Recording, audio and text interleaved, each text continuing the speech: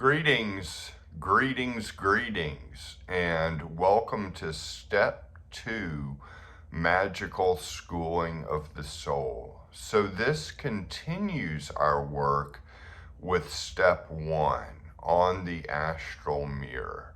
And it specifically targets, I was about to say negatives, it targets negative characteristics of ourself. And there are different ways Bardon suggests working on them. And they are all good ways. I will say, yes, it's good to wash off your negative attributes in the shower. You could try to control the negative characteristics, but I don't feel like that is as helpful as I might have said before on focusing on the positive opposites of those characteristics. And it's a great opportunity to use auto-suggestion on our negative characteristics. The hard part is sometimes we want to use auto-suggestion on something else other than our negative characteristics. And we may, because sometimes the urge is to not really want to fix the negative characteristics. They may seem so overwhelming and so deeply ingrained that there's no hope. And if that is the case, you can still simply use the affirmation on them. If you are impulsive and you want to be serene and calm, you cannot focus on being serene and calm throughout the day and not even worry about that. And just use the affirmation of I am serene and calm. If you are sometimes irresponsible in the material world and you don't really want to try to work at being more responsible, you can just say the affirmation, I am responsible. I am a responsible person. And just say that and see what happens. And even just saying that may make a twinge in you. Your unconscious may freak out. You may have some deeply ingrained patterns that have been there ever since childhood. In fact, you probably do, because I feel like we all have deeply ingrained negative characteristics. And sometimes they're the things, we don't want to look at. We don't want to talk about it. We could even go to a psychologist and start talking about other things than our real kind of negative characteristics and weaknesses, and go for therapy for years and years and never really confront some of the more painful things to correct. So it's hard to look at our negative characteristics because they can seem overwhelming. And some people focus mainly on their negative characteristics in the astral mirror and write down like 166 negative characteristics and then write like 5 positive ones. And I feel like the situation with most people is there's going to be an equal amount of positives and negatives. I don't feel like, some people are so in the dark that they have all these negative characteristics. I mean, the fact that you're going through self-examination and looking at yourself is a huge step. People really on the dark side do not do that kind of stuff. They just try to master the dark side of things and may even try to master dark magic.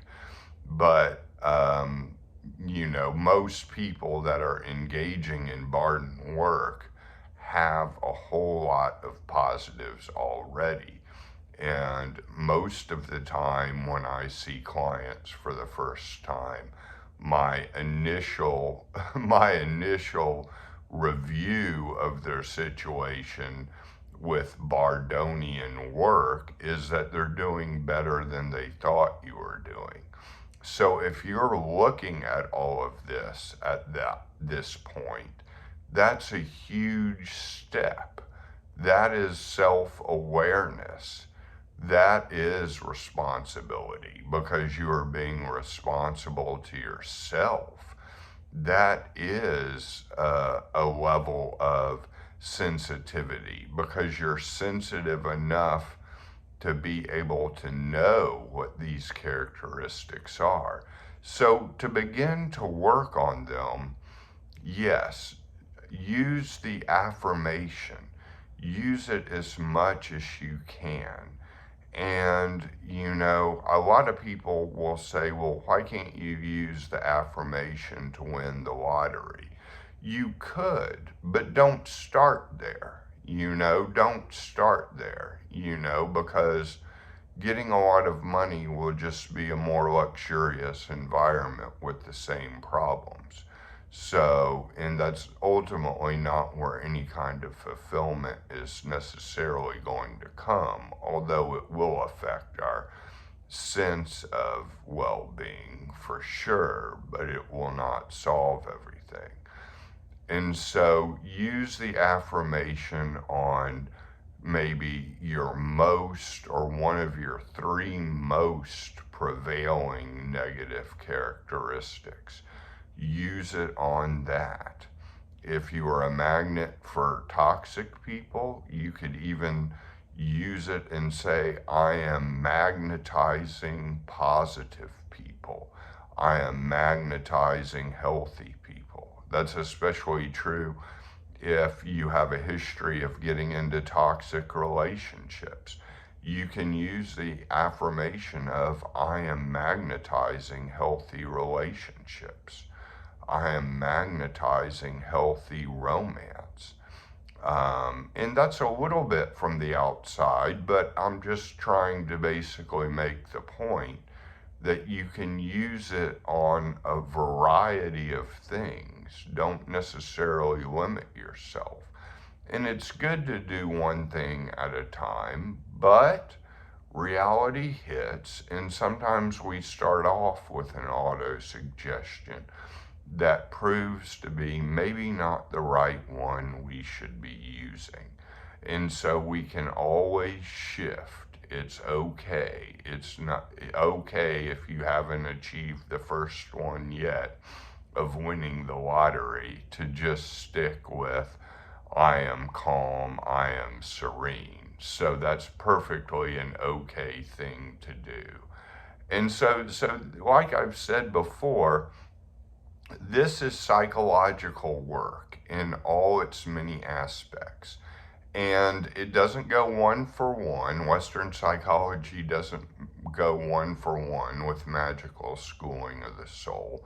But this is a hermetic psychology. This is a hermetic system of understanding the psyche, or the astral, or the soul. All three of those words are basically interchangeable with the soul schooling. Psychic or astral, soul schooling. That's basically what that is. And it can take us to a very, very deep place. Ultimately, the soul is a sense of a deep bodily presence that you feel inside of yourself. And it may be black and ultraviolet, or black violet, and that is the soul. And so it's a deep presence, and you can even begin to see it when that presence hits in your body fully. And feeling feelings helps that deep bodily presence of the soul develop. Feeling the feelings, because feelings are the output of it. So I hope all of this helps, and you can always feel free to email me with any questions at thegraveyardcowboy@gmail.com. And as always, I send you many blessings and much love in this sacred undertaking.